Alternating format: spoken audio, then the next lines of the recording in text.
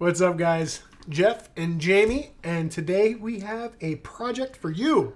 Yeah, I'm gonna make a pretty sweatshirt. What sweatshirt is that, Jamie? This one. Whoa.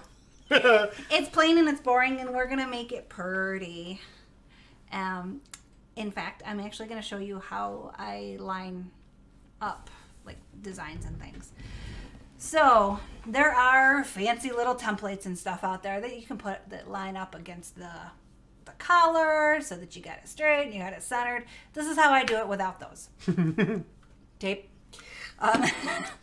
So this is Scotch tape. Usually I use washi tape, but Scotch tape will work as well. I've used it all. So you literally put it on, and we've all gotten a sweatshirt that has a saying across a very unfortunate area.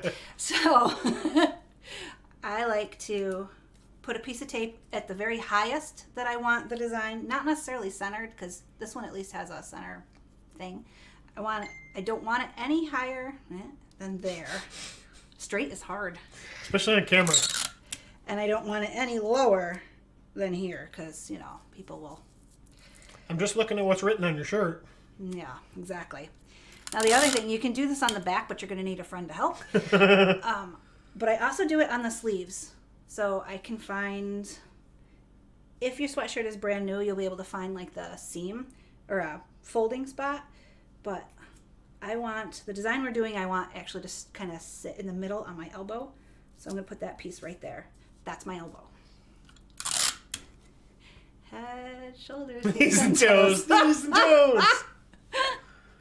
So I'm going to do the same thing here. And the nice thing about doing it this way too, with it actually on you, you can see how it lays. So if I put the tape on the seam where it folded, that's way over here.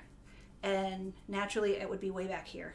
So, whoops, jeez. And then try not to peel it off. All right. Help.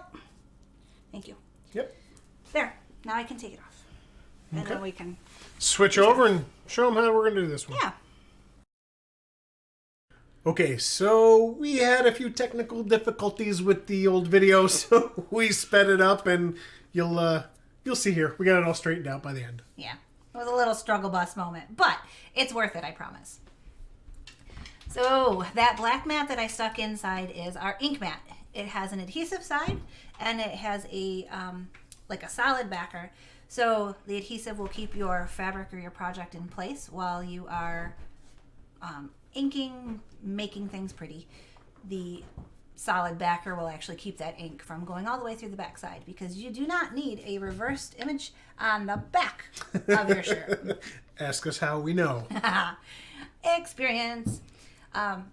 So this here is the beginnings of an ombre technique, which you can do with Chalk Couture paste as well as the ink. This is actually kind of one of the things that you can't really do with a Cricut. Yeah. It's unique. This is adult finger painting. Yes, it is.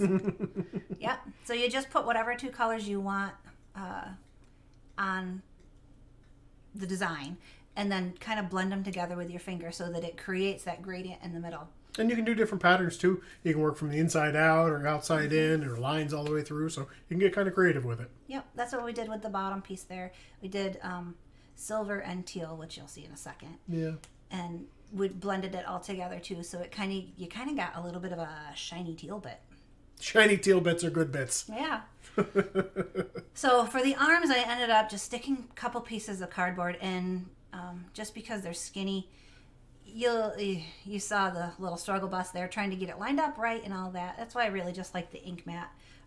And with the ink mat, you can cut them as well so that they fit whatever size you want to do. So if you end up doing quite a few shirts, you can always get one ink mat that you just slice up only to stick in the arms. The big piece in the center I actually cut in half because it was just easier. I never do a full front of a shirt, so I just cut it in half. Handy to have a couple of them around, especially if you're making a bunch of different stuff. Yep. Yep. So this is ink. Ink is permanent. So you want to make sure that you're watching, what you're touching, that you don't have any ink on your fingertips while you're pulling up your transfer and whatnot. It is permanent. Yeah. And actually, you can use it on glass and metal and all sorts of different stuff. Heat set those in the oven, and they can use too. Yep, exactly. Thanks for coming to hang out with us, guys. Hope you enjoyed the project. I think it came out pretty cool. So if you have any questions about ink or whatnot, just drop them in the comments and we will make sure to get you some answers. Well, thanks again for coming to hang out with us, guys. Hope you guys had fun.